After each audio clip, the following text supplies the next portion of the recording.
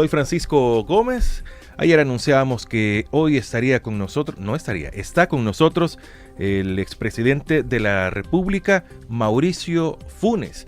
Con él vamos a hablar sobre los 2 años, una evaluación quizá breve, porque para una evaluación completa se necesitará mucho tiempo de la gestión del gobierno de Nayib Bukele. Ustedes pueden seguir esta transmisión en el Facebook Live del 106.9 FM Radio y por supuesto a través de las ondas hercianas del 106.9 FM, ahí en su radio receptor. A todos los del transporte público que van en nuestra sintonía, muchas gracias, y a todos los que ya están en compañía de nosotros también.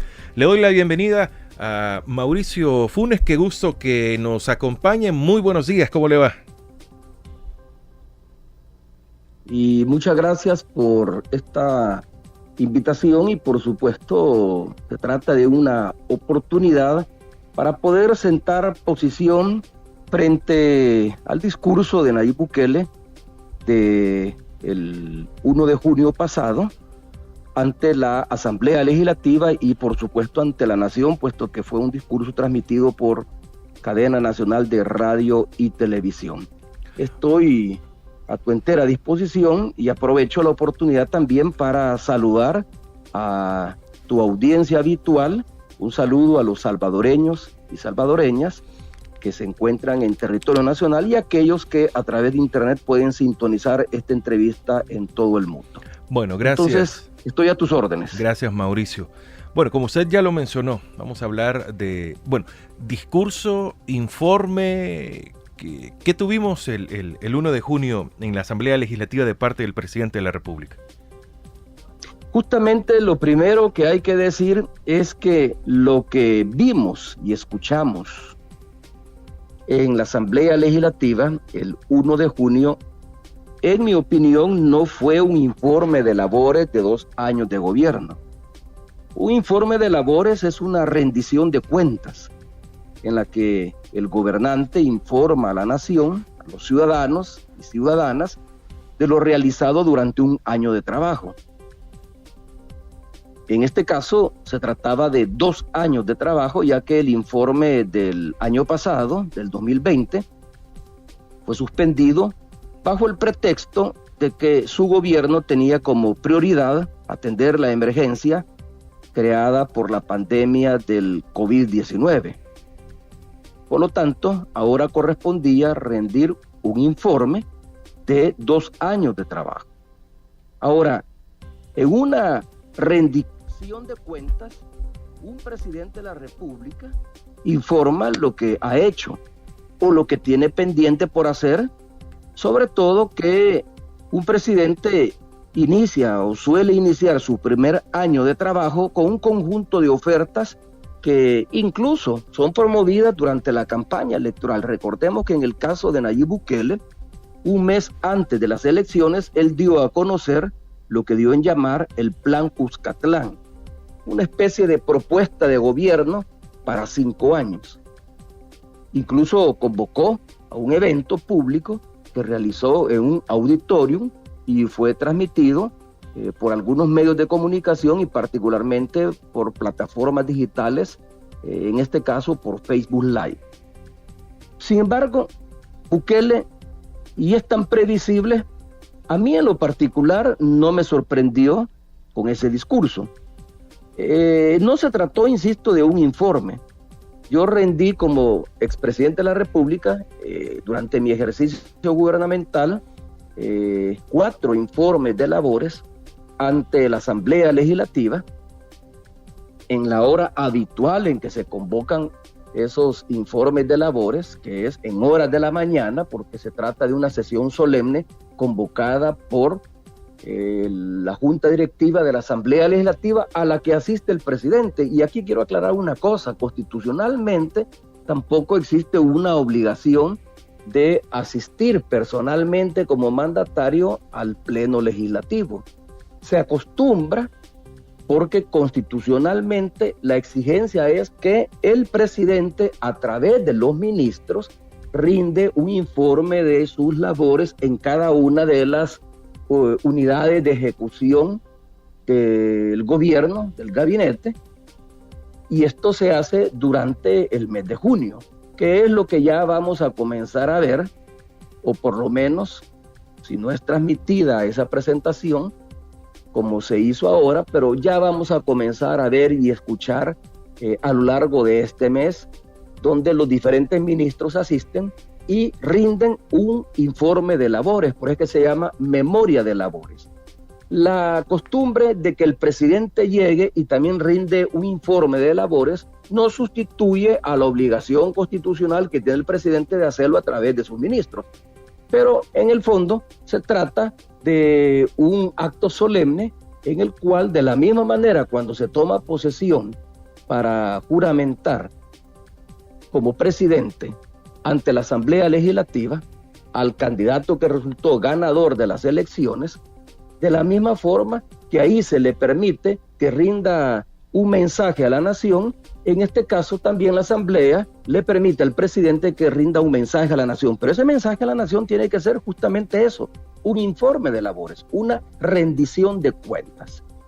Ahora, ¿qué fue lo que vimos la noche del 1 de mayo? Lo que vimos fue, y escuchamos, fue una, yo le he llamado una verdadera perorata ideológica cargada de odio, de revanchismo, de confrontación. Bukele se dedicó por espacio de 1 hora a atacar políticamente a los que viene atacando incluso desde antes de ser presidente. Y no digo que no tenga derecho de enviar mensajes a la oposición o a otro sector del país, incluyendo mensajes críticos. Ahora, lo que no debió hacer es sustituir la rendición de cuentas, que esa es información de interés público, sustituir esta rendición de cuentas por el ataque a sus adversarios, a sus enemigos políticos, incluyendo a funcionarios de otros órganos del Estado. De tal manera que, en mi opinión, no dijo nada nuevo que no haya dicho ya a través de las redes sociales o en conferencias de prensa y cadenas de radio y televisión. Y fue la misma cantaleta.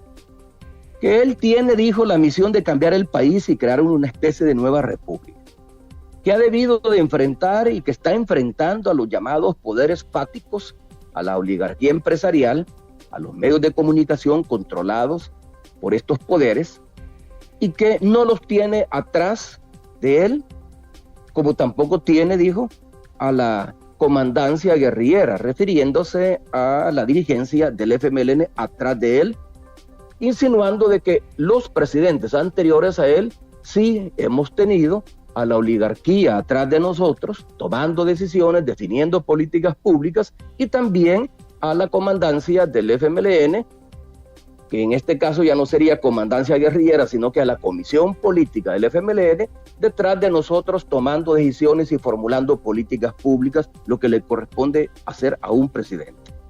Dijo que él está derrotando al establishment, y esto lo viene repitiendo desde hace más un mes aproximadamente, luego después de la destitución ilegal de los 5 magistrados de la Sala de lo Constitucional y del Fiscal General de la República.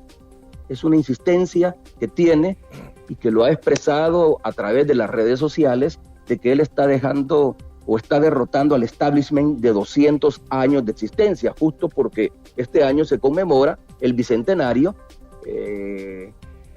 resultado de la independencia del país, que además está construyendo un nuevo porvenir, que Arena y FMLN, dijo, fueron reducidos a su mínima expresión. Hasta los señaló despectivamente como los diputados que se encuentran en aquella esquina, dijo, y la señaló, que es justamente el lugar dentro del Salón Azul donde se suelen sentar los diputados, tanto los 4 del FMLN como los del partido Arena, que tiene al final, lo único que le faltó decir para completar su discurso es que tiene una especie de misión divina, que es un instrumento de Dios para salvar al pueblo salvadoreño.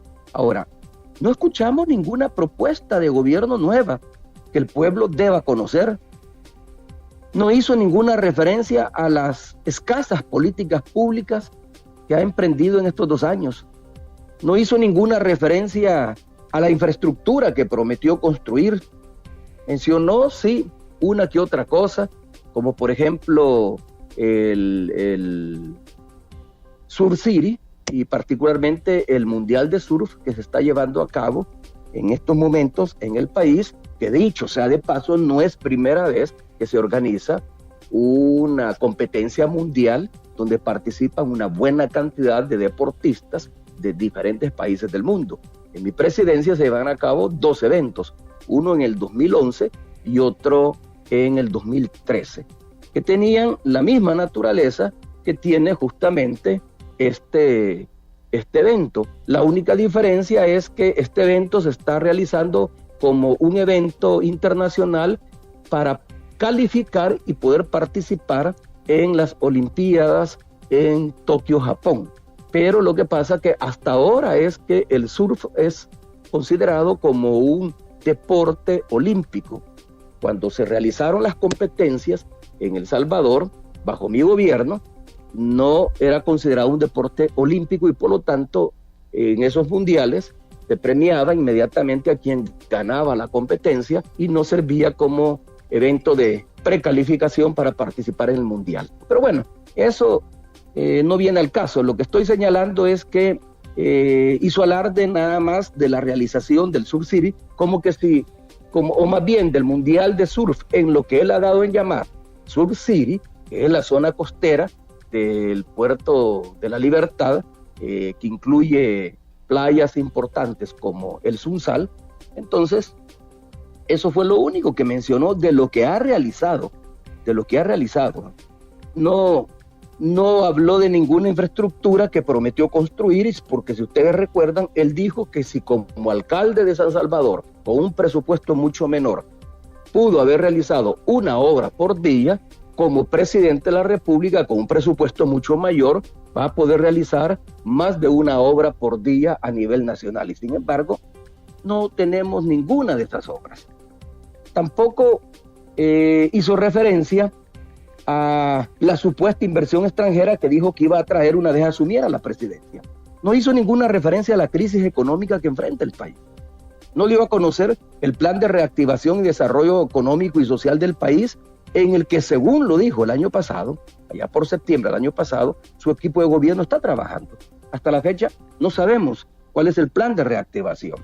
Omitió el tema del combate a la corrupción, y esto es muy importante, porque esto fue uno de sus principales issues de campaña. Esta fue una de sus principales ofertas.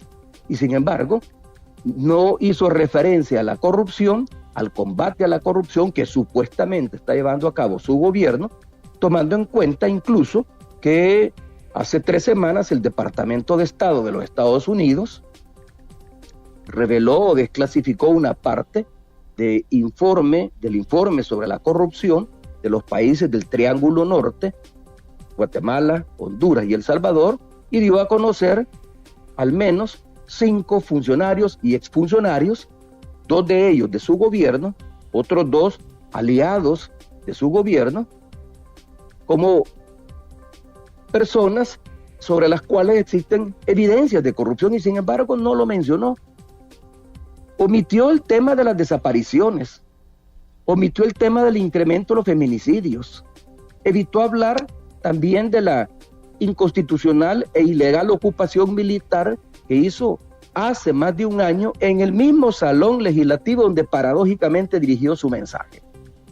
Lo único que hizo fue justificar las ilegales destituciones de los magistrados de la Sala de lo Constitucional y del Fiscal General de la República y exponerlas y presentarlas como que si se trata de un cambio que está promoviendo, lo cual es contradictorio porque aunque todo mundo sabe que esas destituciones fueron fraguadas desde Casa Presidencial, pero quien las llevó a cabo fue la Asamblea Legislativa, porque es la que constitucionalmente le corresponde nombrar o destituir magistrados y nombrar o destituir al Fiscal General de la República.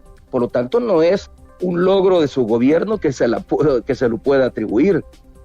No habló del estado en que se encuentran las relaciones internacionales del país, sobre todo con el gobierno de los Estados Unidos y algunos gobiernos de Europa.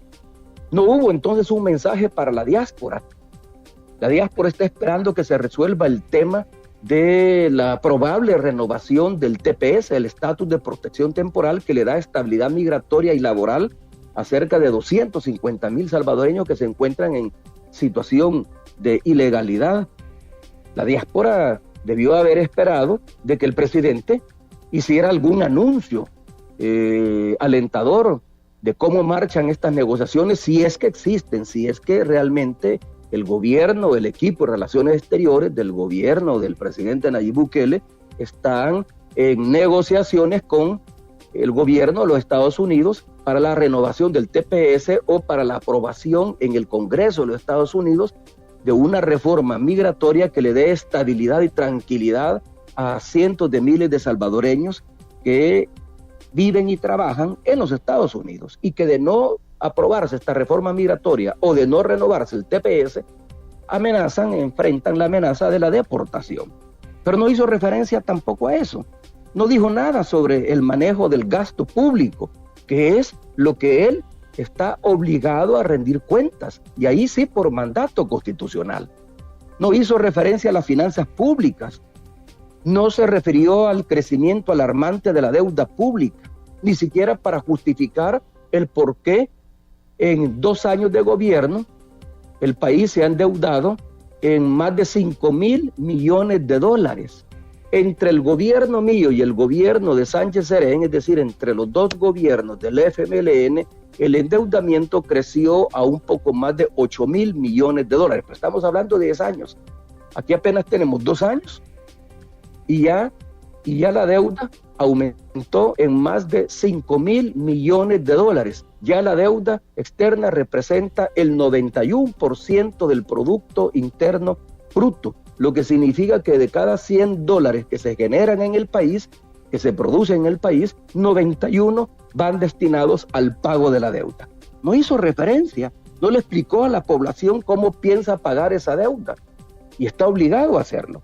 Evitó hablar de la caída drástica de la actividad económica del país, que a finales del año pasado cayó a menos 9%, y a marzo de este año la caída era de menos 7%, según el cálculo que han hecho los organismos internacionales. No habló de la pérdida de decenas de miles de empleos en el sector formal de la economía. Solo en el sector formal de la economía se han perdido 37,000 empleos. Y ya no digamos en el sector informal, donde se han perdido otras decenas de miles de empleos y trabajos por cuenta propia. No dijo cómo es que se van a recuperar esos empleos. Los desempleados, como resultado de los efectos de la pandemia, como aquellos que fueron destituidos del sector público, del gobierno, y que están siendo destituidos en estos momentos por las alcaldías en poder de Nuevas Ideas, incluso por la Asamblea Legislativa, necesitan una explicación de qué es lo que va a hacer el gobierno, qué es lo que van a hacer sus autoridades para recuperar esos empleos. No habló del cierre de negocios, sobre todo medianos y pequeños. Menos que mencionó el evidente deterioro en las condiciones de vida de la población, del aumento de la pobreza, que para finales del 2018, es decir, el último año de gobierno del presidente Sánchez Serén, era de un 26% de acuerdo a la CEPAL, y hoy, para el cierre del 2020, ha subido a un 40%. Y esto nos está colocando en los niveles de pobreza que existían en el 2008, que fueron heredados por los gobiernos de Arena, y que mi gobierno y luego el gobierno de Sánchez Serén comenzamos a hacer descender. Según FUSADES, esta pandemia generó que 500,000 salvadoreños y salvadoreñas salieran de la clase media baja e ingresaran a las filas de la pobreza. Y no habló absolutamente nada de eso. No mencionó nada de las negociaciones con el Fondo Monetario Internacional, y eso es alarmante, porque esto hace pensar de que el sigilo que mantiene el gobierno de estas negociaciones para obtener un crédito del orden de los 1.300 millones de dólares y cerrar parte del agujero fiscal que tiene el presupuesto de este año, esto nos hace pensar que si se está tratando estas negociaciones con sigilo, es porque el ajuste fiscal que se está negociando seguramente va a afectar a la población. Entonces, en suma, y con esto cierro mi primera intervención, en suma, lo que escuchamos fue un discurso vacío, carente de contenido, desesperanzador, en el que se limitó el presidente de la República a atacar a sus adversarios. Prácticamente lo que hizo fue anunciar la continuación y endurecimiento de la guerra política y a crear la sensación en la población de que las cosas están cambiando en el país cuando no es así. Mauricio, después de estos 2 años de gobierno, ¿cuál es la posición de la Asamblea Legislativa? A pesar de que él se refirió a la minoría, a los que estaban en la esquina, pero ¿cuál es o qué posición debería de tomar la Asamblea? ¿Qué debemos de esperar este periodo de la nueva Asamblea Legislativa? Bueno, yo no esperaría mucho, porque se trata de una Asamblea Legislativa totalmente genuflexa. No tenemos diputados que legislen, tenemos diputados ejecutores que llegan a ejecutar los caprichos políticos que se elaboran en casa presidencial. Eso es lo que tenemos. Entonces yo no esperaría mucho. Tenemos una bancada oficialista de 56 diputados del partido Nuevas Ideas que responden a Nayib Bukele. No solo que le son leales, porque es de entender que si se trata de diputados del partido oficial, del partido de gobierno, aunque realmente el partido de gobierno es Gana, porque él ganó las elecciones presidenciales en el 2019 como militante, como candidato de Gana, y no ha renunciado a su candidatura. Renunció a su probable militancia dentro de Nuevas Ideas.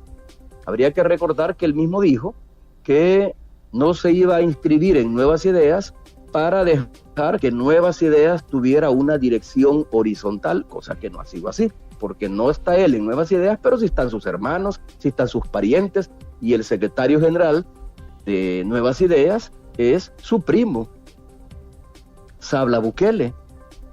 Por lo tanto, sí existe un control sobre Nuevas Ideas. Pero bueno, es de entender, como digo, que un partido que se hace llamar oficial porque responde al presidente le sea leal al presidente, pero no necesariamente tiene que votar a favor de todo lo que el presidente plantea. Eso lo podemos ver en otros referentes que pueden ser útiles a manera de comparación. Por ejemplo, en los Estados Unidos, el presidente Joe Biden es un presidente del Partido Demócrata, pero eso no quiere decir que los congresistas del Partido Demócrata, los representantes del Partido Demócrata, como también los senadores del Partido Demócrata, vayan a votar todo lo que John Biden le plantee. Él necesariamente tiene que cabildear con el Congreso y con el Senado de los Estados Unidos y convencerlos de la necesidad de las iniciativas que promueve. Acá no, acá sencillamente los diputados, la bancada oficialista, que no necesita a los demás partidos para tomar decisiones, puesto que cuenta con mayoría calificada, 56 diputados, es decir, no solo tiene la mayoría simple para aprobar o para derogar decretos, tiene la mayoría calificada para aprobar y ratificar préstamos, para elegir funcionarios de elección secundaria o para destituirlos, como ocurrió el 1 de mayo pasado. Aún así, tiene aliados que le son fieles, como el caso del diputado del Partido Demócrata Cristiano, como el caso de los 2 diputados que tiene el Partido de Conciliación Nacional y como el caso de los 5 diputados que tiene el Partido Gana.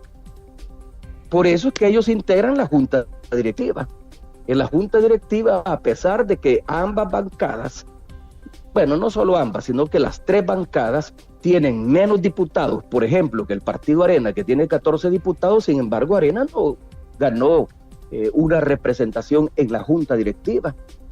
Si hay un partido como el PCN, que tiene 2 diputados, y otro como el PDC, que tiene 1 diputado, y el único diputado que tiene está en la Junta Directiva, pudo haber estado también el FMLN, que tiene 4 diputados, pero entonces la bancada oficialista con sus aliados tiene capacidad para votar todo lo que Capres le envíe. Por lo tanto, ¿qué podemos esperar de esta nueva legislatura en los 3 años que le restan? Sencillamente que ejecute el proyecto político y económico de Nayib Bukele, y ya lo comenzó a ejecutar. A Nayib Bukele le estorbaba la sala de lo constitucional. A Nayib Bukele no le estorbaba porque tampoco le estaba perjudicando, pero sí necesitaba en la Fiscalía General de la República, y sobre todo ahora con el informe sobre la corrupción del Departamento de Estado, necesitaba un fiscal general que le obedeciera completamente. Hay que tomar en cuenta que el fiscal anterior, y no lo estoy defendiendo porque yo no estoy de acuerdo en la actuación que tuvo Raúl Melara como fiscal general de la República, porque al igual que su antecesor Douglas Meléndez, siguió utilizando la fiscalía, siguió utilizando el sistema de justicia penal en El Salvador para perseguir a los opositores de la derecha. Entonces, con esto estoy diciendo de que el fiscal no hizo bien su trabajo, pero no había razones constitucionales para destituirlo. Por lo menos se le tendría que haber dado el derecho de audiencia y defensa para proceder a su destitución, y se tendría que haber meditado el nombramiento de un nuevo fiscal que no respondiera, que fuera independiente de los poderes fácticos, pero también independiente del presidente de la República, y aquí no. Entonces, al final, los diputados ejecutaron una de las órdenes del presidente de la República, que era contar con un abogado al frente de la Fiscalía General que respondiera a él y que tendría como misión más importante perseguir a los opositores, como ya lo ha comenzado a hacer Rodolfo Delgado, y no solo eso, sino que cerrar, mandar al archivo los expedientes de investigación que tiene abierto la Fiscalía en contra de funcionarios de su gobierno, luego que la CICIES, la Comisión Investigadora de la Corrupción y en contra de la impunidad de la OEA, presentó cerca de 14 solicitudes de aviso para que se abrieran expedientes de investigación dentro de la Fiscalía General de la República, y que la Fiscalía, luego de esa investigación, decidiera si los intimaba o no ante el órgano judicial. Rodolfo Delgado ha llegado a cerrar esos expedientes. Entonces, de nuevo, ¿qué podemos esperar de esta Asamblea Legislativa en los 3 años que le restan? Que ejecute las órdenes del presidente de la República, que apruebe las iniciativas de ley que le permiten al presidente de la República avanzar en su proyecto político y económico de carácter neoliberal, y que elimine los obstáculos para la gestión pública, que no son más que lo que pueda proponer los partidos de oposición.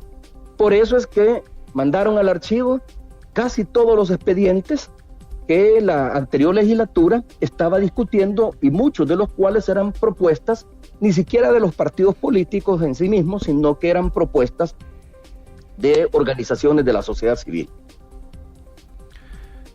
Le voy a leer una nota del periódico diario El Mundo. Más de 9.3 millones de dólares es el presupuesto asignado a la bancada de Nuevas Ideas por parte de la Asamblea Legislativa, según confirmó su jefe de fracción, Cristian Guevara. El diputado oficialista sostuvo que el monto es sería con base al presupuesto que ya estaba aprobado para el 2021 por la misma Asamblea Legislativa, y señaló que será proporcional para el resto de partidos en el órgano legislativo. El jefe de fracción dijo que la cifra es grande y argumentó que al presidir la Comisión de Hacienda, el órgano legislativo ha visto 19 decretos por un valor arriba de los 2 millones de dólares, según declaraciones en un canal de televisión. Sin embargo, Guevara aseguró que la cifra asignada a la bancada de Nuevas Ideas se compensará con el trabajo de los diputados. Explicó que se trata de un presupuesto heredado, es decir, que ya había sido aprobado por la Asamblea Legislativa saliente 2018-2021, cuando se avaló el presupuesto general de la Nación. Durante los últimos 3 años, la Asamblea Legislativa ha tenido congelado su presupuesto de 58.3 millones. De estos fondos, al menos 55.3 se concentran en el pago de salarios. ¿Qué opina sobre esto que menciona el jefe de fracción de Nuevas Ideas, Cristian Guevara? Es una justificación de semejante asignación presupuestaria. El hecho de que ellos están trabajando con un presupuesto que fue aprobado por la legislatura anterior no significa que no tengan la facultad de modificarlo. No lo pueden aumentar, pero sí lo pueden reducir y traducir esa reducción del presupuesto en ahorro, que ese dinero va para el Ministerio de Hacienda al final de este ejercicio fiscal. Así es como funcionan los ahorros presupuestarios. Cuando un ministerio no ejecuta la totalidad de su presupuesto por las razones que sean, incluso hasta por incapacidad y negligencia de sus titulares, lo que no se ejecuta no queda en el aire o no queda en el ministerio en cuestión. Eso va a la caja fiscal del Ministerio de Hacienda y ese dinero se utiliza en el presupuesto del próximo ejercicio fiscal. En este caso, o se redistribuye con autorización de la Asamblea Legislativa, que es otra cosa que también se puede hacer.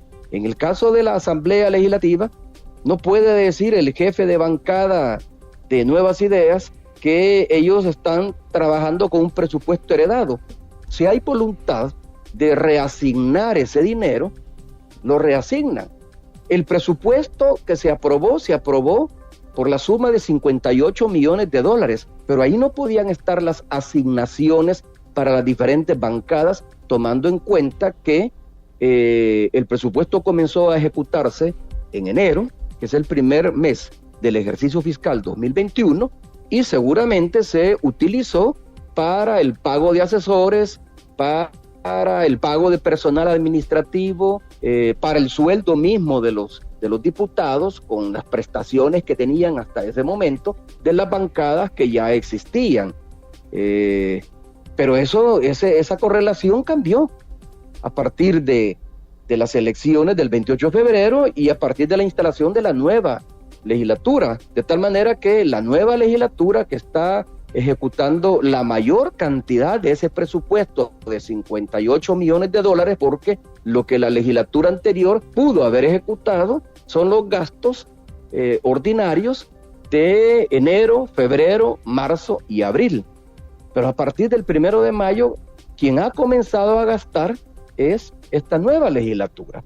Por ejemplo, quien pagó los $250,000 que, según cálculos que han hecho algunos medios de comunicación, se gastaron en la sesión solemne del 1 de junio para recibir al presidente de la República, quien gastó esos $250,000 fue esta legislatura, la legislatura que entró el 1 de mayo.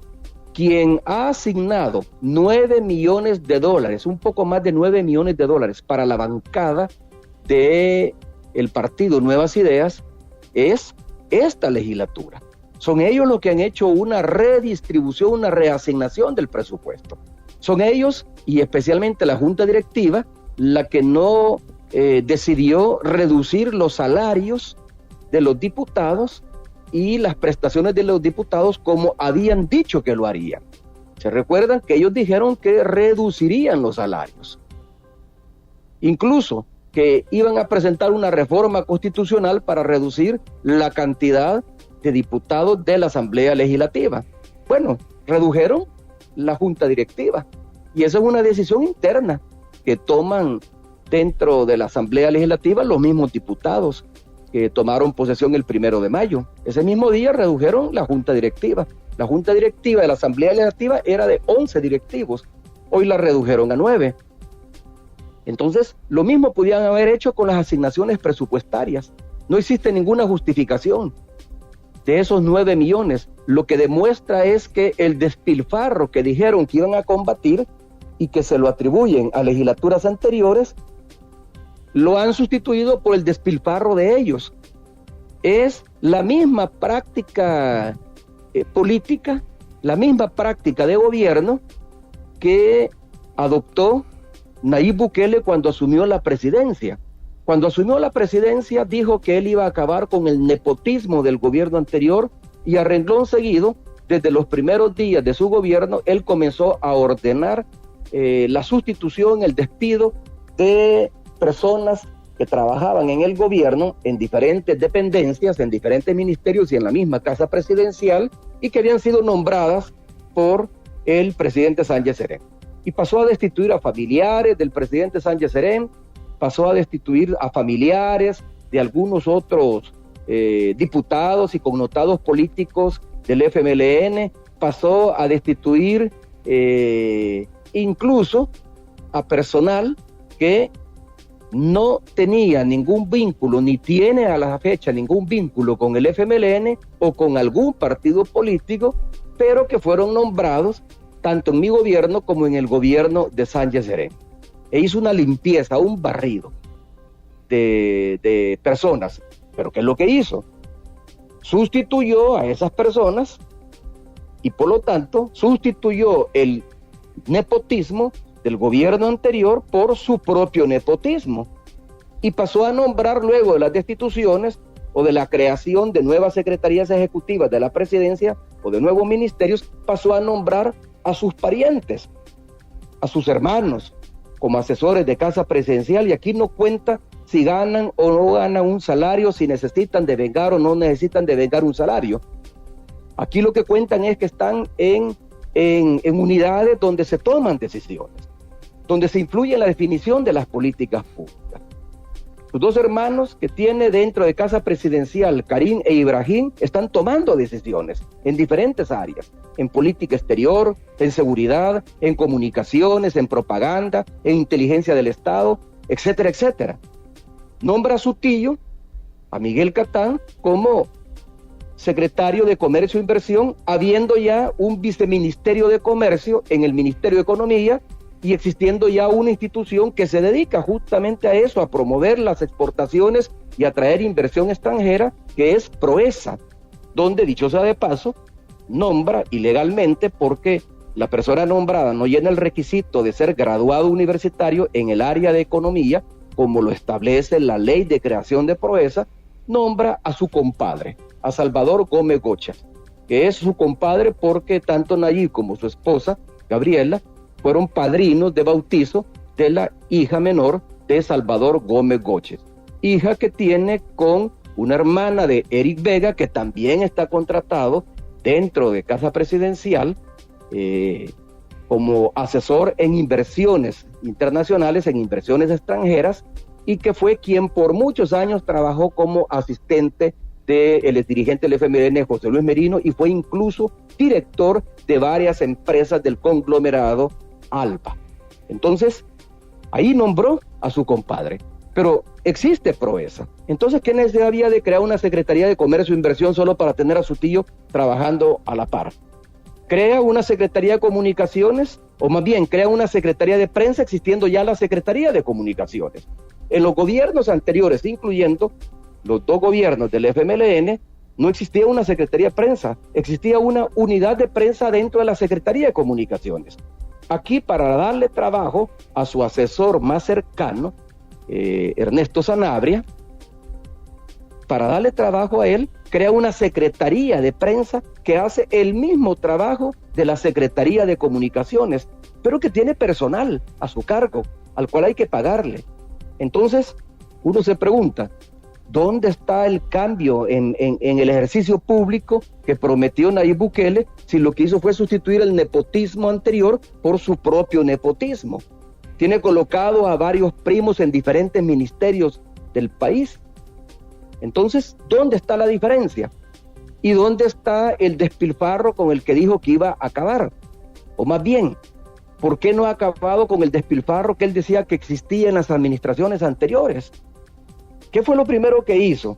Cambió la flota vehicular que meses atrás acababa de comprar el presidente Sánchez Serén. Él sencillamente se deshizo de esas camionetas y compró 7 u 8 camionetas Suburban nuevas, que son con las que él se desplaza.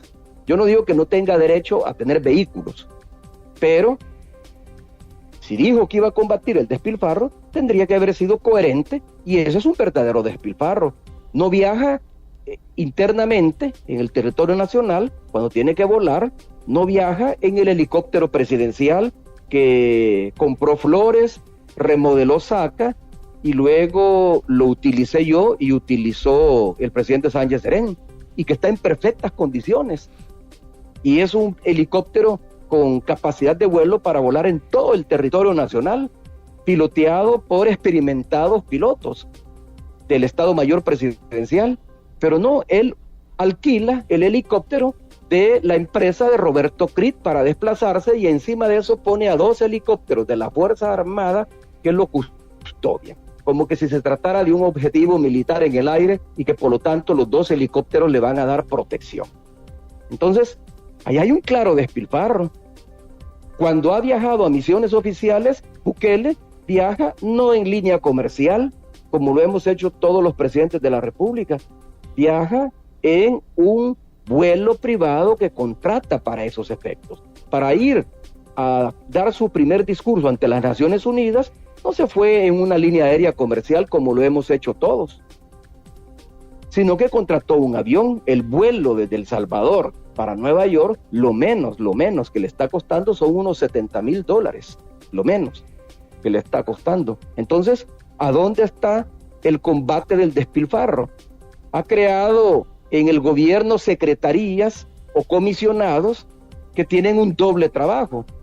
Crea, por ejemplo, la comisionada para gabinete y proyectos de casa presidencial, la señalada por corrupción por el Departamento de Estado, la señora Carolina Bernal, quien, dicho sea de paso, tiene a 4 de sus parientes, a 4 de sus hermanos, trabajando en el Ejecutivo.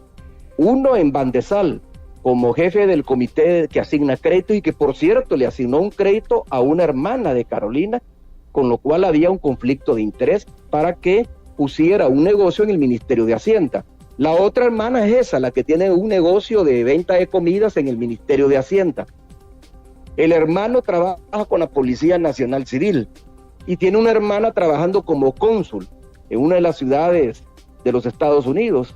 Tiene 4 parientes. Bueno, y el esposo es embajador ante Rusia, pero se puede decir que por último él fue nombrado por gobiernos anteriores y curiosamente no fue destituido como se hizo con todos los nombrados por gobiernos anteriores. Entonces, crea este cargo de comisionada para el gabinete y proyectos de casa presidencial, y crea un comisionado de proyectos estratégicos que prácticamente hacen lo mismo. Lo único que Carolina Bernal, por la proximidad y la relación que tiene con Nayib Bukele, tiene mayor poder que el otro. El otro no figura, solo aparece de vez en cuando, monitoreando algunos proyectos que el gobierno considera estratégicos. Crea también una Secretaría de Innovación de la Presidencia, existiendo ya un viceministerio en el Ministerio de Educación, un viceministerio de Tecnología e Innovación. Crea un comisionado para proyectos de la juventud, existiendo ya un INJUVE, un Instituto Nacional de la Juventud, y existiendo ya una directora del INJUVE. Por lo tanto, cuando en el tiempo que trabajó Salvador Alas, porque no ha sido reemplazado todavía, por lo menos yo tengo entendido que no lo ha reemplazado todavía, pero en el tiempo en que trabajó Salvador Alas con el gobierno, hacía lo mismo, o se repartían tareas con la directora del INJUVE. Como se ve, Nayib llegó a despilfarrar recursos. Entonces, ¿qué está haciendo esta asamblea? Replicando las prácticas de gobierno del Ejecutivo, del patrón, que es justamente eso, despilfarrar recursos. Es justamente eso, despilfarrar recursos. Por lo tanto, los 9 millones no se justifican. El problema es que al momento de rendir cuentas de esos 9 millones asignados a la bancada de Nuevas Ideas, a la bancada mayoritaria de Nuevas Ideas, al momento de rendir cuentas, no van a rendir cuentas como no lo ha hecho el gobierno a lo largo de estos 2 años. Y esa es una de las situaciones que tampoco mencionó en el informe, en el llamado informe de labores, en esta perorata ideológica, ideologizada, de casi 1 hora de duración que rindió ante la Asamblea Legislativa. No explicó dónde están, en qué se gastaron los $1,000 millones que el Ministerio de Hacienda se resiste a explicar a los auditores de la Corte de Cuentas de la República, y que no existen ningún registro contable de en qué se gastó ese dinero, no existe ningún registro de transferencias que se hayan hecho de ese dinero a diferentes ministerios o a diferentes instituciones del gobierno central. No existe, son $1.000 millones de los cuales el Ministerio de Hacienda no da cuenta. Nayib no da cuenta tampoco de esos $1.000 millones. El gobierno de Nayib recibió más de $8.000 millones el año pasado, a pesar de la crisis de la pandemia, porque hay que tomar en cuenta que los ingresos del Estado, los ingresos que tuvo el gobierno el año pasado, no solo fueron los ingresos corrientes provenientes de la tributación, que efectivamente cayeron por el descenso de la actividad económica, particularmente el impuesto a la renta y el impuesto al IVA, pero recibió dinero de venta de letras del Tesoro Público a la banca privada por más de 500, a la banca privada nacional por más de $500 millones, recibió dinero de la colocación de bonos del Tesoro Público en el mercado financiero internacional, en la Bolsa de Valores internacional, y recibió dinero también de préstamos internacionales, $8.000 millones, más de $8.000 millones, fueron como $8.067 millones, 700 y pico millones de dólares más que los ingresos que tuvo en el 2019, 5 meses el gobierno de Sánchez Serén, y el resto de meses, el resto del año, desde junio hasta diciembre, el gobierno de Nayib Bukele, 700 millones de dólares más. De eso no ha dado cuenta. El Ministerio de Agricultura no ha dado cuenta por más de 230 millones de dólares que fueron gastados en la compra de los paquetes alimenticios. El Ministerio de Agricultura a la fecha no ha rendido cuenta de por qué, en lugar de activar el tejido productivo nacional y comprar alimentos y cereales a los productores salvadoreños, los importó, favoreciendo a los grandes importadores de productos alimenticios del Salvador y favoreciendo a las empresas extranjeras que vendieron esos productos. El Ministerio de Agricultura y Ganadería le compró una buena cantidad de productos alimenticios a empresas, unas que están vinculadas con el cártel de Sinaloa y otras que están siendo investigadas por el gobierno mexicano por corrupción, soborno y lavado de dinero. Hay más o menos como $14 millones que se gastaron en compra de productos alimenticios que la Corte de Cuentas de la República, los auditores de la Corte de Cuentas de la República han detectado que no tiene registro de ingreso, no tiene registro. Esos productos que se compraron no ingresaron al país, y de eso Nayib Bukele no da cuentas. Entonces lo mismo va a hacer esta Asamblea Legislativa, lo mismo va a hacer esta legislatura. Al final del ejercicio fiscal no va a dar cuentas de cómo ha utilizado su presupuesto, en qué lo ha utilizado. No va a dar cuentas, porque estamos ante un gobierno y estamos ante dos partidos de gobierno, me refiero tanto a Nuevas Ideas como al Partido Gana, que no han acostumbrado a rendir cuentas del manejo que hacen del gasto público. Mauricio, ¿qué lectura le da a la designación de Jim Maines como encargada de negocios, como la primera o la persona más influyente dentro de la Embajada de los Estados Unidos de Norteamérica en nuestro país? ¿Qué lectura le da a usted? Bueno, es muy temprano para hacer una reflexión de por qué el gobierno de los Estados Unidos nombró a la ex embajadora Jen Manes, como encargada de negocio. ¿Por qué la nombró como encargada de negocio? Esa sí tiene una lectura clara, y es porque el proceso de nombramiento de un embajador en cualquier país del mundo es compendioso. En los Estados Unidos no basta con que el presidente, a través de su secretario de Estado, nombre a un embajador o embajadora. El nombramiento tiene que ser ratificado por el Congreso y por el Senado de los Estados Unidos. Entonces, el nombramiento de un embajador o embajadora lleva un tiempo, y en mi opinión, el gobierno de los Estados Unidos está urgido de tener un interlocutor de su gobierno para hablar y negociar con el gobierno salvadoreño, sobre todo luego de la actitud que ha tenido el presidente Nayib Bukele. Hay que tomar en cuenta que en la primera visita que llevó a cabo el señor Zúñiga como representante del gobierno de Estados Unidos ante los países del Triángulo Norte, Él no lo quiso recibir, lo recibió en el segundo intento que hizo Zúñiga, pero no le aceptó el pedido que llevaba del gobierno de los Estados Unidos de que revirtiera o que influyera en el Congreso salvadoreño para revertir las acciones y decisiones de la Asamblea Legislativa del pasado 1 de mayo. Entonces necesita un interlocutor. Y por eso es que envía a Jen Manes, que ya conoce el país, que ya lo conoce a él, porque acuérdense de que Manes estuvo en los primeros meses del gobierno de Nayib Bukele, fue sustituida después por Johnson, como 4 o 5 meses después que Nayib Bukele asumió como presidente de la República. Entonces, supongo yo que necesita un interlocutor. Y por eso es que la nombra a ella. Ahora, ¿qué mensaje trae? Eso no lo sabemos.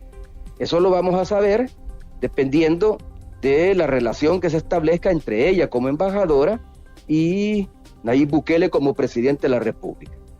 Vamos a saberlo a partir también de las decisiones que comience a tomar el presidente de la República. Si hay un giro en sus decisiones, entonces eso podría entenderse de que obedece a presiones realizadas precisamente por el gobierno de Estados Unidos a través de su encargada de negocios. Me parece que el mensaje más importante no va a ser este, en el cual han nombrado a una encargada de negocios. Una encargada de negocios no es la jefa de la embajada, por llamarlo así, de los Estados Unidos en El Salvador. Es la que administra la embajada, pero quien toma las decisiones realmente es el embajador. Y eso lo sabremos cuando ya el presidente Biden decida nombrar a un embajador o a una embajadora de Estados Unidos en el país. Y como digo, es muy prematuro. Hasta ahora la señora Manes, en las declaraciones que dio a la prensa a su arribo justamente el 1 de junio, en sus declaraciones nada más dijo de que su misión era construir una buena relación entre El Salvador y los Estados Unidos, y no hizo ninguna referencia a las pataletas de Nayib Bukele, no hizo ninguna referencia tampoco al informe del Departamento de Estado, siendo ella parte del equipo del Departamento de Estado, ahora como encargada de negocios, pero no hizo ninguna referencia. Entonces, yo diría que vamos a ver cuál es el mensaje que trae y qué es lo que va a hacer y cuáles van a ser sus márgenes de maniobra para poder opinar sobre el papel que está jugando la señora Manes ahora como encargada de negocios de la Embajada de los Estados Unidos en el país. Hay una lectura y distribución de correspondencia para la sesión plenaria ordinaria 6 de hoy. Son 6 y las 6 son iniciativas del presidente de la República, de las que habla del ministro de Agricultura y Ganadería en el sentido de que se prorrogue por 12 meses adicionales los efectos del artículo 1 del decreto legislativo y otras cosas. Iniciativa del presidente de la República por medio de la ministra de Economía en el sentido de que se reforme la ley del Seguro Social. Iniciativa por medio de la ministra de Economía en el sentido que se reforme la ley del Centro Internacional de Ferias y Convenciones de El Salvador. Por parte de la misma ministra de Economía, se reforme la ley orgánica del Banco Central de Reserva de El Salvador. La misma ministra de Economía se reforme la ley de creación del Sistema Salvadoreño para la Calidad. Por parte de la ministra de Economía también, que se reforme la ley del fomento de protección y desarrollo para la micro y pequeña empresa. Son 6 correspondencias que llevan iniciativa por parte de los ministros, Agricultura y Economía sobre todo. ¿Por qué se está reformando tanto leyes muy internas, muy de cada sector? No lo sé, habría que ver el contenido de esas reformas, qué es lo que se busca. El que el presidente de la República, a iniciativa de los ministerios, como en este caso el Ministerio de Economía o el Ministerio de Agricultura y Ganadería, envíen iniciativas de ley a la Asamblea Legislativa para su estudio, eso es normal, eso es habitual. Nosotros también, cuando yo estuve como presidente de la República, acostumbrábamos a enviar para estudio de la Asamblea Legislativa varias iniciativas de ley. Algunas de nuevas leyes que proponíamos, como por ejemplo, cuando en el 2013 se aprobó por la Asamblea Legislativa a iniciativa del presidente o del Ejecutivo, no recuerdo qué ministerio, se aprobó la Ley de Desarrollo y Protección Social en el país, para darle carácter de política pública los programas sociales y que los programas sociales no dependieran de el capricho o de la decisión política de un presidente, sino que fueran programas sociales que se convertían finalmente en políticas públicas, en políticas de Estado, y por lo tanto eran programas a los cuales el gobierno tenía que asegurarle su financiamiento. Por eso es que lo que hizo Nayib Bukele, al nomás llegar, y sobre todo en el presupuesto del 2020, que le aprobó la Asamblea Legislativa en el 2020 para el ejercicio fiscal del año pasado, eso de haber cerrado 14 programas sociales, y de esos 14, 7 que estaban contenidos, con nombre y apellido, estaban contenidos en la ley, eso es ilegal, porque la ley no lo deroga, o más bien dicho, la ley no está derogada, y por lo tanto es ley de la República. Esos programas tenían que seguir existiendo por ley de la República, a menos que la ley fuera derogada. Lo más probable es que ahora que tiene mayoría para derogar, lo va a hacer. Lo más probable, para de esa manera poder seguir reduciendo el gasto social, como ya lo hizo en el primer trimestre de este año, que redujo del presupuesto sin autorización de la Asamblea Legislativa, redujo $58 millones del gasto social, entre ellos un programa de becas que se llama la beca Dalton, que fue creado por él. Era una propuesta del Plan Cucatlán y fue creado ese programa de becas por él. Dejó la cuenta cero. Ya el año pasado había reducido también ese mismo programa. Pero por último se podía justificar que ese dinero, en lugar de utilizarse para becas, se iba a utilizar para atender las necesidades generadas por la pandemia del COVID-19. Pero este año no, este año sencillamente dejó a cero ese programa de becas nuevamente y le ha quitado recursos al Ministerio de Educación y al Ministerio de Salud, $58 millones. $58 millones. Entonces, las iniciativas habrá que ver en qué sentido van. Yo no puedo reaccionar y decir que por qué lo está haciendo, porque no conozco el contenido de esas reformas. Lo que sí no me cabe ninguna duda es que no van a ser discutidas en las comisiones respectivas.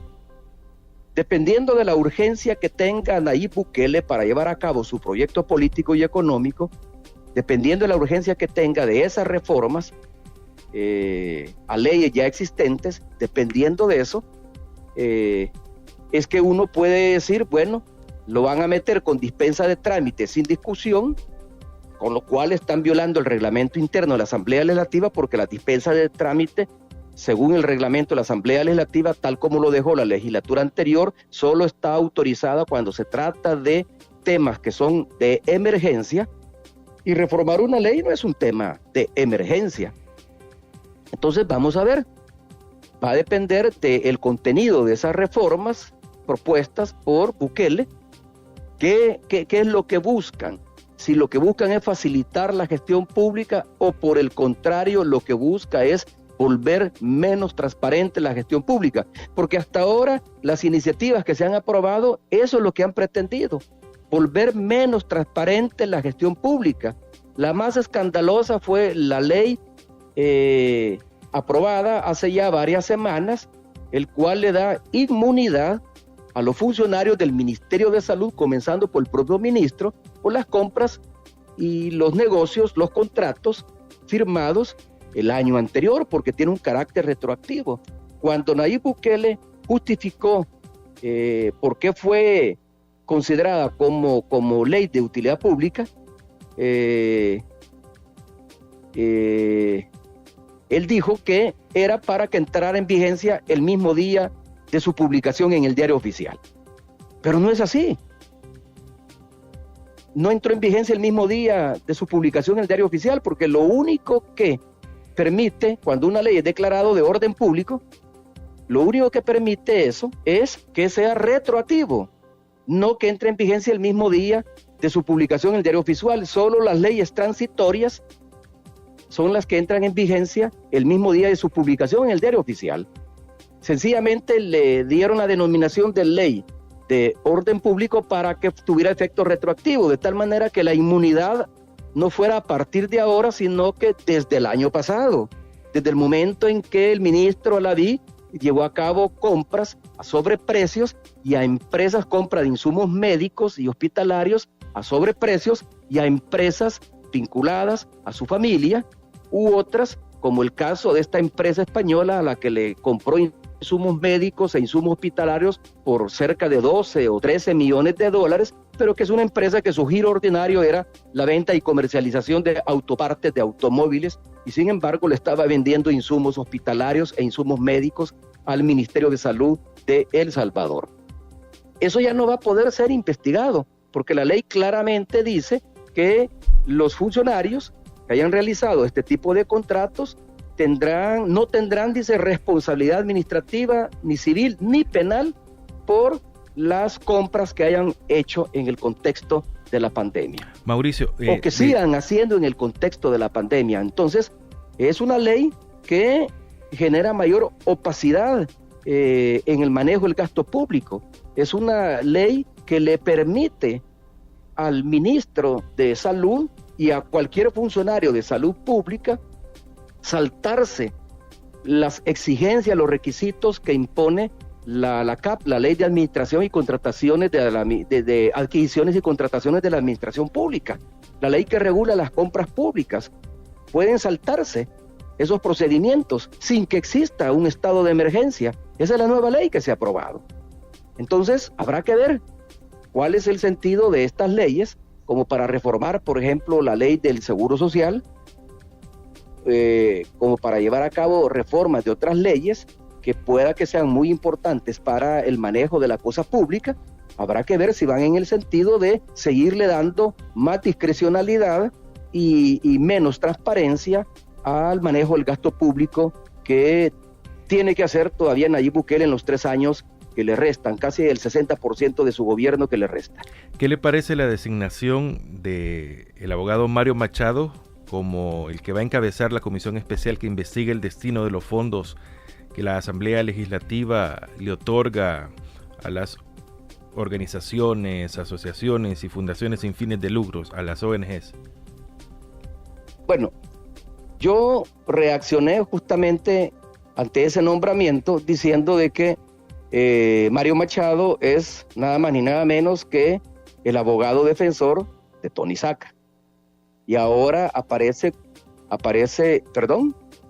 ¿Y ser el abogado de Tony Saca es algo malo? No, yo no estoy diciendo, o me escuchaste decir de que es algo malo. No, yo dije nada más que a mí me llamó la atención porque es el abogado defensor de Tony Saca. Sí. Es decir, como que el equipo jurídico que rodea el entorno del expresidente Saca es el mismo equipo jurídico con el que está trabajando el gobierno de la República. Porque no cabe ninguna duda, él no es el jefe de la comisión. Es decir, la presidenta de la comisión es una diputada del partido Nuevas Ideas, y es una comisión que está integrada fundamentalmente por diputados de Nuevas Ideas y por diputados de partidos oficialistas o partidos que son leales al oficialismo. El PCN y a través de Cardosa y Gana a través de Gallego, lo cual me resulta paradójico porque Gallego justamente fue el que autorizó, siendo presidente de la Asamblea Legislativa, una transferencia de recursos por el orden de los $500,000 a una ONG que dirigía a su esposa y que resultó ser una ONG fantasma, una ONG que nunca ejecutó los proyectos que dijo que iba a ejecutar. Hay una investigación periodística del Faro que señala justamente eso, que esta ONG nunca llevó a cabo ningún trabajo en los 7 municipios que había dicho que iba a llevar a cabo programas de prevención de la violencia dirigidos hacia jóvenes en alto riesgo, en comunidades de alto riesgo. Nunca realizó, no tiene ni siquiera oficinas. Cuando los del Faro hicieron la investigación y llegaron a la dirección que había puesto la ONG que se creó ante el Ministerio de Gobernación, Cuando llegaron encontraron que estaba otra oficina funcionando ahí. Y cuando hicieron una investigación de los proyectos que supuestamente iban a ser financiados o fueron financiados con estos $500,000, se encontraron con que los 7 alcaldes que fueron entrevistados por el periódico El Faro dijeron que no, que esa asociación ni la conocían ni nunca realizó proyectos en las comunidades de sus municipios.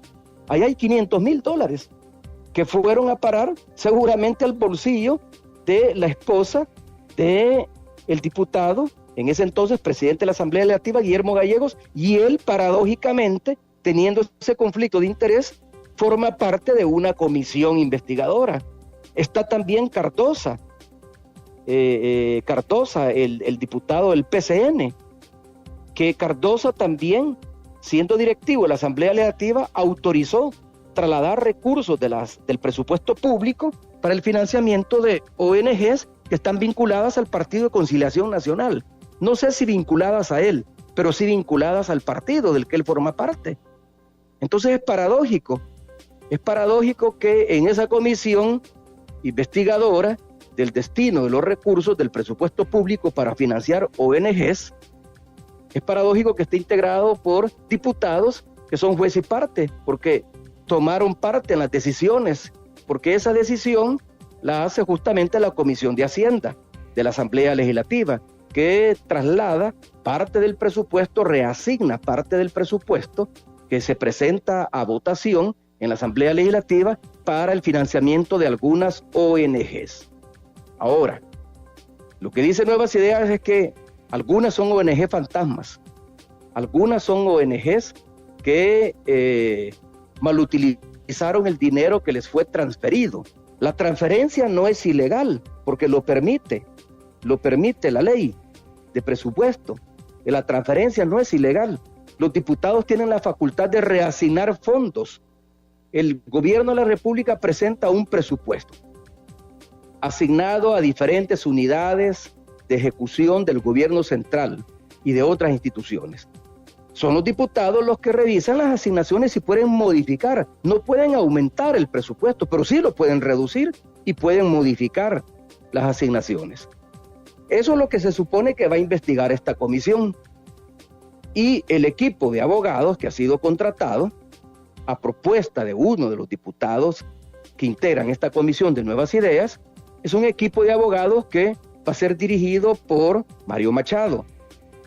Ahora, insisto, no veo malo, no lo estoy juzgando ética o moralmente.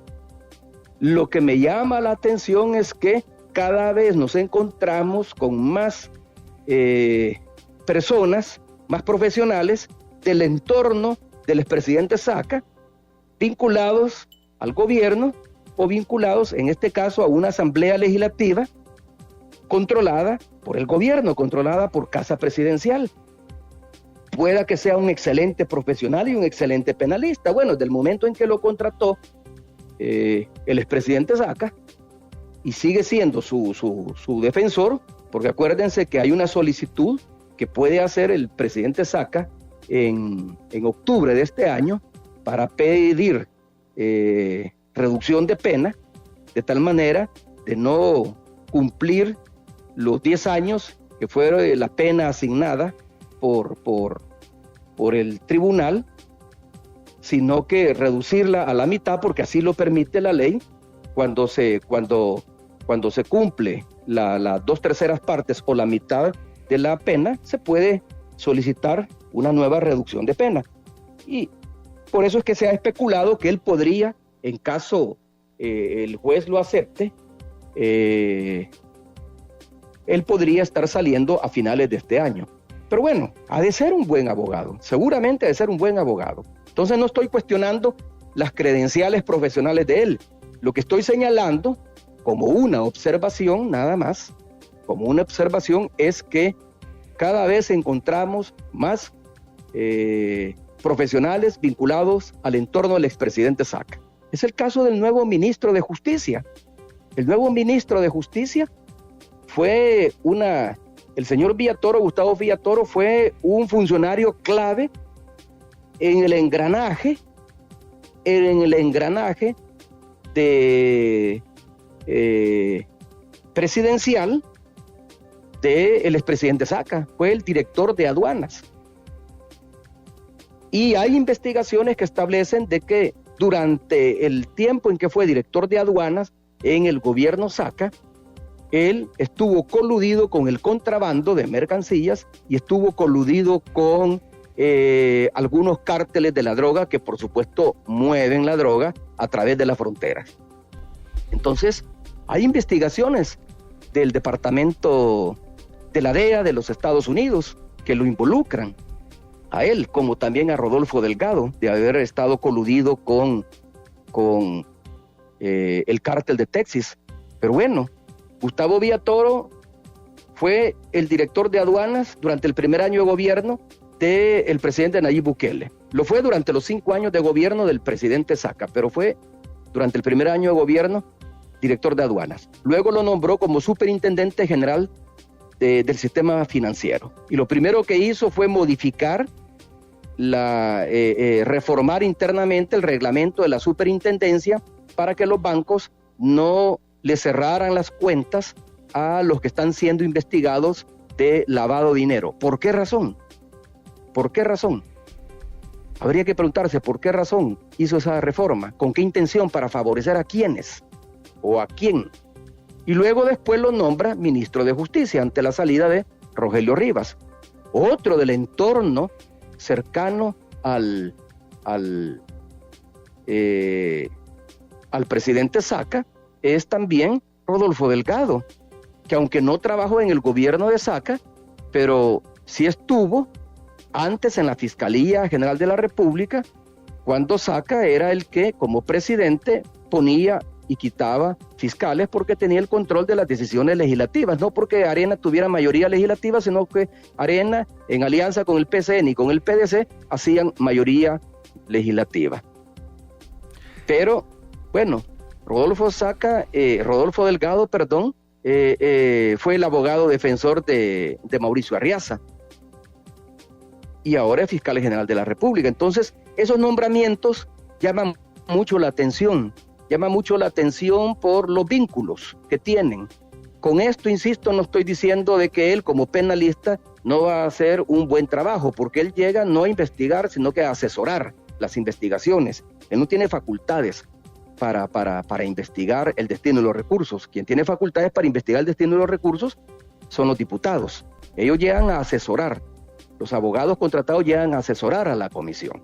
Y yo creo que realmente necesitan asesoría, porque estos diputados no tienen capacidad ni siquiera para legislar y tomar decisiones por cuenta propia. Entonces, me parece bien que hayan contratado un equipo de especialistas que les pueden ayudar a investigar a quienes se les destinaron los recursos y cómo esos recursos fueron utilizados por las ONGs que van a ser objeto de investigación. Al inicio habló, en parte de lo que mencionó el presidente de la República, Nayib Bukele, cuando él menciona que detrás del presidente no hay una oligarquía. En medio se ha mencionado, pero ¿a qué oligarquía se refiere si aparentemente no está en nada de acuerdo con Javier Simán, que es el presidente de la ANEP, que es parte de la oligarquía, la ANEP, porque ahí están los empresarios? Pero ¿a qué se refiere realmente el presidente Bukele al decir que detrás de este presidente no hay una oligarquía? Usted mencionaba en los gobiernos del FMLN que era la dirigencia, digamos, pero ¿la oligarquía a cuál se refiere en sí? Bueno, él dijo más.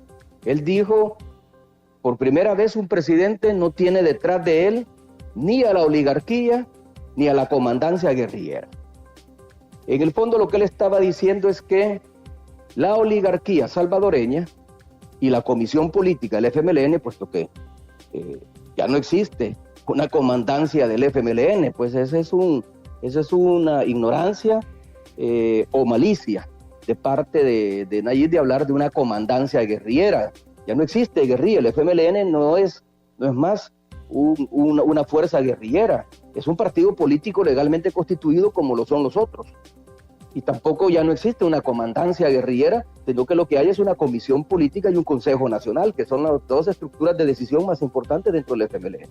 Pero obviamente que lo hizo por malicia, porque él lo sabe muy bien, si ha estado en el FMLN, lo hizo por malicia.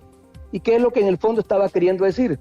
Que las decisiones en el Ejecutivo, y sobre todo en la Presidencia de la República, se toman sin consultar, sin tener el agrado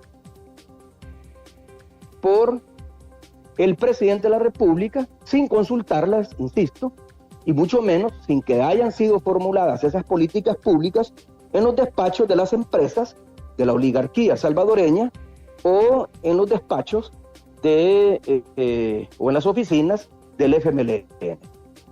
Hay que recordar que desde que ya era alcalde de San Salvador, Nayib Bukele, en Estados Unidos, no recuerdo si fue en Washington o en Nueva York, pero en Estados Unidos, ante la diáspora, en un discurso que dio, todavía siendo alcalde, ni siquiera era candidato, todavía siendo alcalde en Nueva York, siendo alcalde de San Salvador, en ese discurso en Nueva York o en Washington, dijo que quien gobernaba en El Salvador no era el presidente Sánchez Serén, sino que el Poliburó, dijo, refiriéndose a una cúpula integrada por dirigentes del FMLN, que eran los que tomaban las decisiones en el gobierno. Entonces se estaba refiriendo a eso, que a diferencia de Sánchez Serén, por ejemplo, que quien tomaba las decisiones era el FMLN, la comandancia, la comisión política del FMLN y no el presidente de la República, en él no hay ninguna comandancia detrás de él. Y la oligarquía efectivamente ha gobernado el país durante los 20 años de gobierno de Arena, imponía y quitaba presidentes, quien formulaba las políticas públicas, los planes de gobierno, era justamente la oligarquía salvadoreña a través de sus gremiales empresariales o de sus tanques de pensamiento. Ahora, el hecho de que Nayib esté distanciado, no vamos a decir peleado, sino que distanciado del presidente de la ANEP, eso no significa de que la oligarquía no sigue siendo influyente en su gobierno. De hecho lo es. Yo por eso es que en comentarios que me han pedido algunos otros periodistas sobre estas declaraciones, he señalado una cosa. En 2 años de gobierno, que alguien me mencione algún decreto ejecutivo o alguna iniciativa de ley o alguna acción de su gobierno que desmonte el poder de esta oligarquía, de la que él ha dicho que se trata de los poderes fácticos del país. Una tan sola decisión que haya tomado en ese sentido. Pensar, por ejemplo, que el ponerle impuestos a los periódicos, que él considera que son los poderes ideológicos que usa la oligarquía para gobernar o influir en las decisiones públicas o en las decisiones que toman los diferentes órganos del Estado, pensar que por ponerle un impuesto al pago del IVA, eso es un golpe a la oligarquía, eso no es cierto. Primero, los periódicos tienen, unos más, otros menos, capacidad para pagar ese impuesto sin que eso afecte la sobrevivencia de sus empresas mediáticas. Eso no quiere decir que porque el diario de hoy, la prensa gráfica o El Mundo paguen el impuesto del IVA, que por eso van a quebrar. A quien probablemente le afecte es a Colatino, que es una empresa que incluso ya ha estado a punto de cerrar, al borde de la quiebra. Pero los otros periódicos no. Y además eso al fisco le reporta nada más un ingreso de unos $30 millones adicionales. No es eso lo que se necesita, o no solo eso lo que se necesita para cerrar el agujero fiscal, para reducir el déficit fiscal y para reducir el nivel de endeudamiento que tiene el país. ¿Por qué no ha puesto o por qué no ha propuesto ante la Asamblea Legislativa, por ejemplo, un impuesto al patrimonio como lo hicimos nosotros? Pero no logramos correlación de fuerzas para que se aprobara. O no logramos la correlación de votos necesarios para que se aprobara porque la derecha se opuso. ¿Por qué no ha puesto o ha sometido a consideración de la Asamblea un aumento al impuesto a las ganancias de las grandes empresas, de los grandes capitales, de las grandes fortunas, como lo está haciendo Biden en los Estados Unidos. ¿Por qué no lo ha hecho? Ese sí sería un golpe para la oligarquía. ¿Por qué tampoco ha propuesto el impuesto predial? ¿Por qué no ha propuesto un aumento del impuesto a los bienes inmuebles, propiedad de los más ricos del país? No lo ha hecho. No está. ¿Dónde está, después de 2 años de gobierno, dónde está el proyecto de reforma tributaria progresiva? De tal manera que el que gane más, pague más. Al contrario, miren lo que hizo. Apoyó la elección de la magistrada Elsie Dueñas como magistrada de la nueva Sala de lo Constitucional. Y la magistrada Elsie Dueñas, estando en el 2019 como presidenta de la Sala de lo Contencioso Administrativo, como magistrada, por supuesto, votó a favor de que se le exonerara del pago de impuesto al IVA, al combustible que compraba la empresa Avianca Antestaca, propiedad de Roberto Crit, en El Salvador. Ese fue un impuesto que nosotros pusimos, que mi gobierno puso desde el 2011, si más no recuerdo. Y por ese impuesto, la empresa Avianca le debía al fisco más de $30 millones por ese impuesto.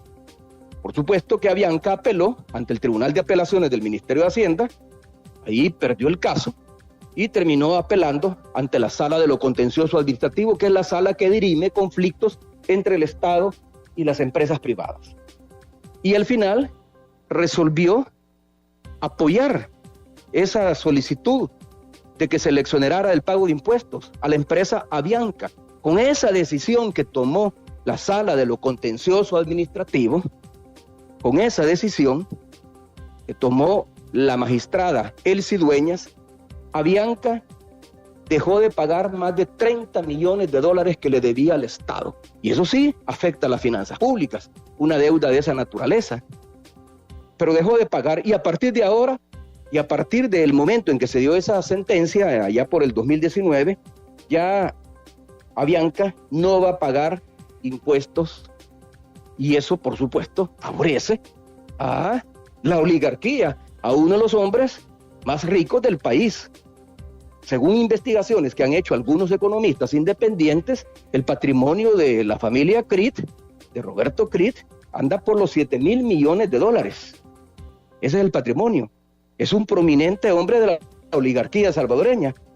Y curiosamente, viene Nayib Bukele y la asamblea dominada por él nombra magistrada de la Sala de lo Constitucional para 9 años más, como primer vocal de la Sala de lo Constitucional, a una persona que favoreció en sus decisiones a un miembro de la oligarquía salvadoreña. Entonces, ¿en qué estamos?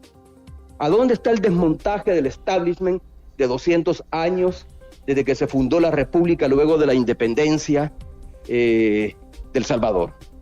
¿A dónde está el desmontaje del neoliberalismo que dijo que iba a combatir?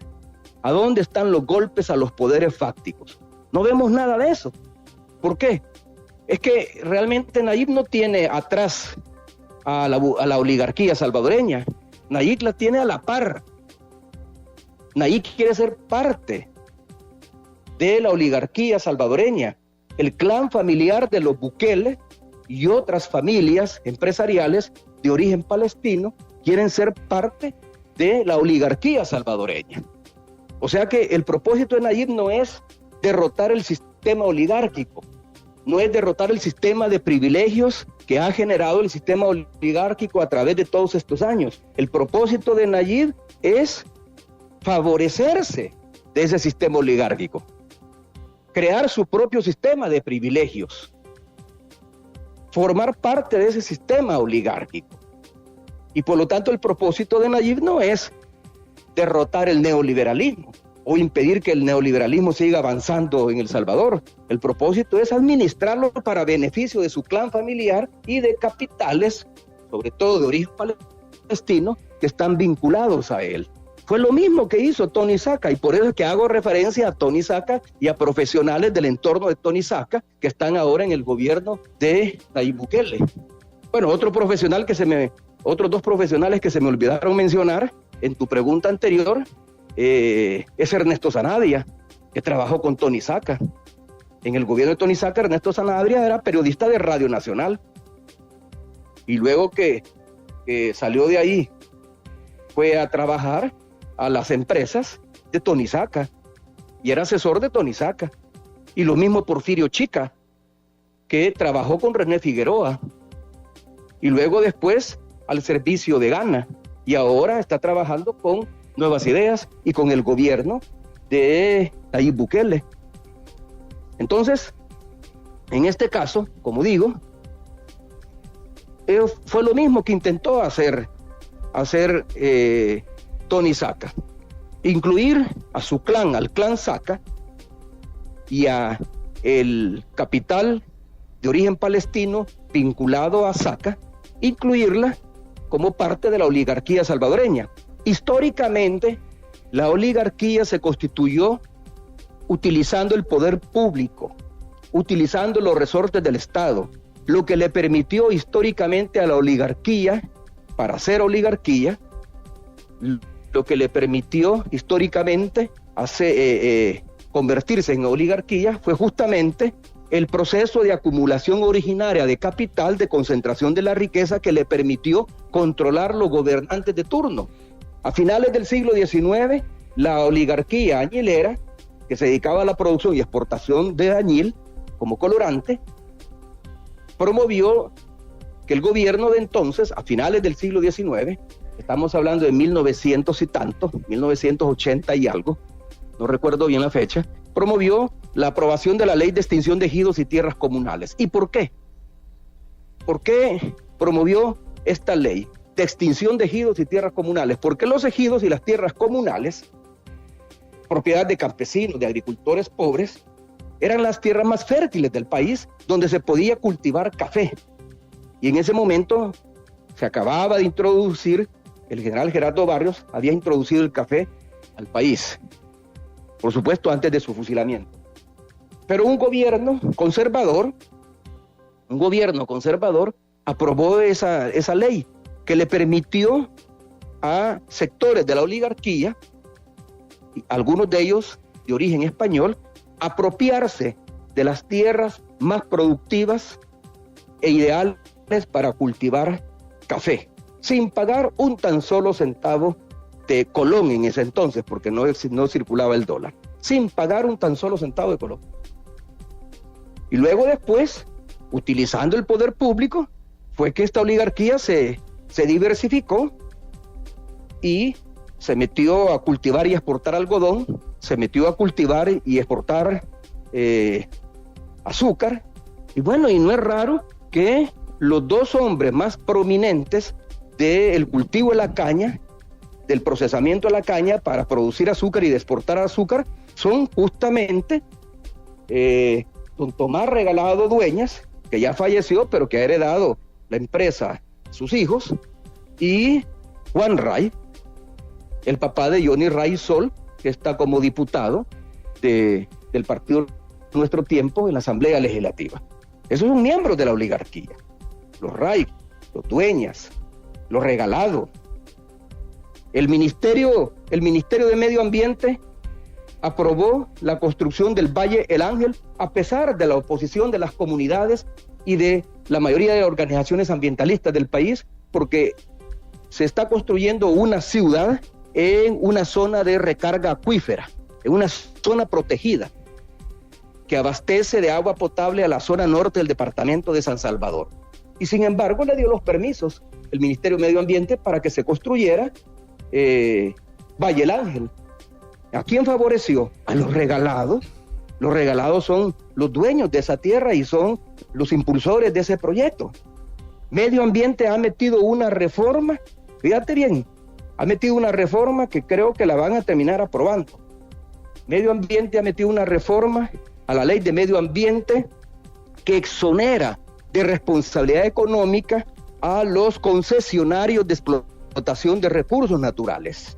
De tal manera que si, por ejemplo, a un empresario le dan la concesión para explotar un determinado recurso natural y como resultado de ese proyecto, de esa concesión, esta empresa, de este empresario, genera impactos ambientales negativos en el país, entonces, de acuerdo a la modificación que se ha hecho o que está proponiendo el Ministerio de Ambiente que se reforme el artículo en cuestión, ya no va a tener ninguna responsabilidad económica. Es decir, no va a pagar absolutamente nada como resultado del impacto ambiental. Si como resultado del impacto ambiental de ese proyecto se daña o se afecta la salud pública de las comunidades o se afecta los bosques o el cultivo que pudieran tener campesinos en esas comunidades donde se le ha autorizado a esta empresa llevar a cabo proyectos de impacto ambiental, sencillamente no va a tener ninguna responsabilidad económica. Bueno, Valle El Ángel, por seguir con ese ejemplo, si la construcción de Valle El Ángel impacta el medio ambiente, impacta negativamente, como seguramente lo va a hacer, porque insisto, se está construyendo sobre una importante zona de recargas acuíferas, los propietarios de Valle del Ángel, que son la familia Regalado, que tiene por cierto, la empresa constructora de viviendas más grande del país, sencillamente no van a pagar absolutamente nada. Un juzgado ambiental no les puede iniciar ningún proceso por daños al ecosistema, porque ya hay una reforma que está promoviendo el Ministerio de Medio Ambiente y que seguramente se va a llevar a cabo. Pues bien, esta oligarquía, durante los 20 años de gobierno de Arena, utilizó los resortes del Estado para enriquecerse, para concentrar más capital a través de las privatizaciones, de la privatización de la banca, de la privatización de las distribuidoras de energía eléctrica, de la privatización de las pensiones. Utilizó los resortes del Estado para hacer crecer su dinero. Como esta oligarquía comenzó a ser una oligarquía, ya no solo que tenía inversiones en El Salvador, sino que en toda la región centroamericana, incluso más allá de Centroamérica, en México, en Colombia, en República Dominicana. Por ejemplo, Los Poma tiene inversiones de hoteles y centros comerciales en toda Centroamérica, pero también lo tiene en México, lo tiene en Colombia. Lo mismo Locrit.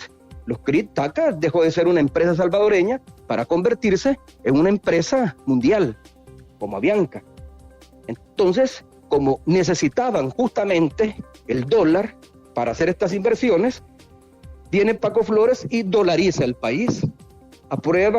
Promueve la aprobación de la Ley de Integración Monetaria para que circule no solo el colón, sino que el dólar. El dólar acabó siendo el circulante de monetario del país. El colón fue desplazado, los colones que quedaban fueron enviados a las bodegas del Banco Central de Reserva y ahí están. Pero el dólar le sirvió a estos grandes empresarios, a esta oligarquía. La dolarización de la economía le sirvió justamente para acumular más riquezas, para acrecentar sus inversiones. Eso es lo que está haciendo Nayib Bukele. Y como dije, Tony Saca intentó meter a su propio sector empresarial y al capital árabe ligado a Saca, y eso le creó contradicciones con la oligarquía tradicional que hasta ahora venía gobernando Arena. Por eso es que al final Saca fue expulsado. No porque producto de él yo haya ganado, como han dicho, como que se había un acuerdo entre FMLN y Arena para que yo ganara las elecciones presidenciales, sino que sencillamente porque intentó competir y entrar en el mundo de los negocios que se favorecen desde el Estado, utilizando los resortes del Estado para favorecer a su grupo empresarial y a empresarios vinculados a él. Eso es lo que está haciendo ahora,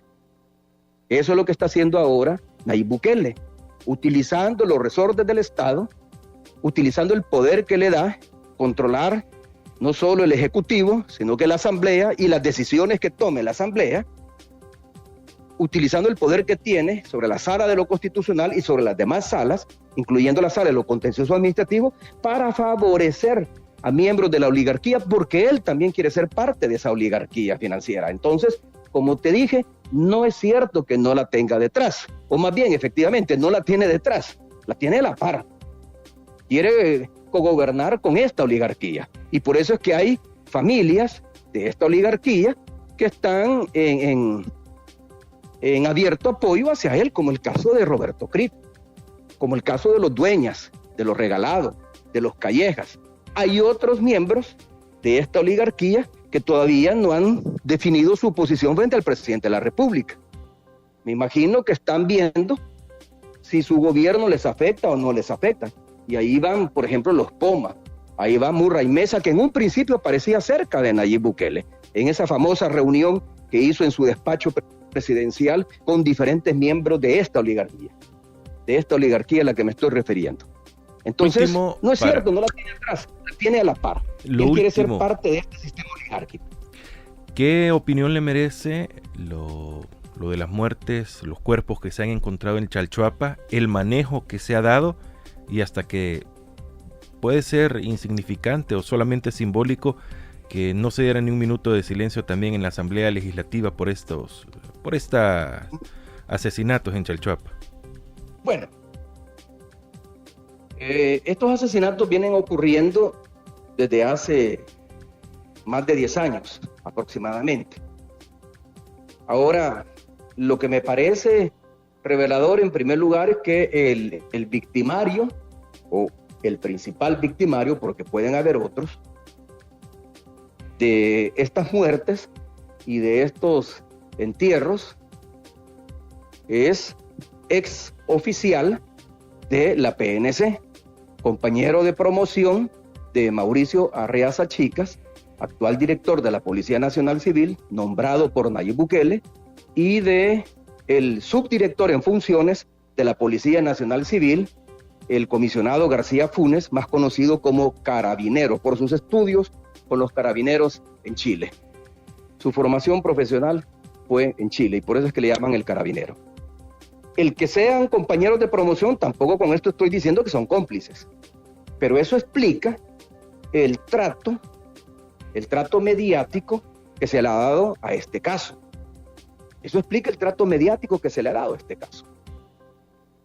Por eso es que me parece ridículo de parte del ministro de Justicia responsabilizar a los medios de comunicación por estar sobredimensionando el tema de las desapariciones, cuando las desapariciones han venido en aumento desde hace meses atrás. No es ahora que hay desapariciones. Desde hace meses atrás han venido en aumento, como también los feminicidios. En solo 3 meses, de enero a marzo, según las estadísticas oficiales, hay más de 400 feminicidios, a razón de 140 o 150 feminicidios por mes. Hay más de 400 feminicidios, el doble de los feminicidios cometidos en el mismo periodo el año pasado. Es decir, entre enero y marzo del 2020 se registraron un poco más de 200 feminicidios. Entonces, el manejo mediático que se le está dando a todo esto es porque no quieren aceptar que el plan control territorial no está siendo efectivo. Si es que, como lo revela la revista Gato Encerrado, el descubrimiento de este asesino en serie, de este sociópata, el descubrimiento de él no se dio por investigaciones de la policía, fue por una denuncia ciudadana, que pudieron llegar a la casa de él, encontraron que él había sido el asesino de una señora y su hija, y luego, ya estando ahí en la casa, por supuesto que encontraron evidencias de estos asesinatos, pues, y encontraron estas osamentas. Pero no fue una investigación policial o fiscal la que lo llevó hasta esto. Y todavía se da el lujo el fiscal de reprender y sancionar administrativamente al criminólogo, que es el responsable de desenterrar estas osamentas para la identificación de los cadáveres. Entonces, el manejo hace ver que aquí hay, como la misma revista se define, aquí hay gato encerrado. Aquí hay una investigación que no está siendo transparente y por alguna razón no se quiere hacer pública a los medios de comunicación. Probablemente porque se va a establecer no solo la identidad de las víctimas que están ahí, que seguramente son desaparecidos o fueron reportados como desaparecidos, sino que se puede establecer la identidad de los sicarios, porque según la declaración que ha dado este asesino en serie, él no es responsable de todas las muertes y de las osamentas que están enterradas. Él se limitó a tirar a la fosa algunas de esas personas. Eso significa que fueron ejecutadas, fueron asesinadas por otros. Aquí hay toda una red de sicarios y que muy probablemente es una red de sicarios que está enquistada en la policía. Entonces, ese es otro de los retrocesos de este gobierno. Ahí Bukele ha politizado la policía y las Fuerzas Armadas. Y la policía ha venido a menos en su profesionalismo. Y existe dentro de la policía una red de sicarios. Habrá que ver si no existe tampoco una red de sicarios dentro de la Fuerza Armada. Eso habrá que ver. Pero aquí hay un retroceso. La policía y la Fuerza Armada son el brazo político armado del presidente de la República, con lo cual es un retroceso en los acuerdos de paz que lograron la modernización, la apoliticidad, tanto de la policía como de la Fuerza Armada, y el que ambos cuerpos fueran cuerpos no deliberantes. Ahora son cuerpos deliberantes. Bueno, quiero agradecerle, Mauricio. Tengo tantas cosas que hablar con usted, pero lo vamos a dejar para otra oportunidad. Estaba terminando de ver todo lo que se va a conocer hoy en la Asamblea Legislativa, y estuvo en un canal de televisión el presidente de la Asamblea Legislativa, Ernesto Castro, donde menciona de que hoy será un día histórico para las semiautónomas, digamos, porque va a haber reformas de muchas cosas, y eso nos mantendrá sin duda pendientes de lo que va a pasar ahora en la Asamblea Legislativa. Muchas gracias, expresidente de la República, Mauricio Funes. No, a ti, por esta oportunidad que me das de expresar mis puntos de vista y compartir mi análisis de la situación política y económica del país con el público de tu radio. Muchas gracias a ti y un saludo nuevamente desde Nicaragua a los salvadoreños y salvadoreñas que han sintonizado este programa.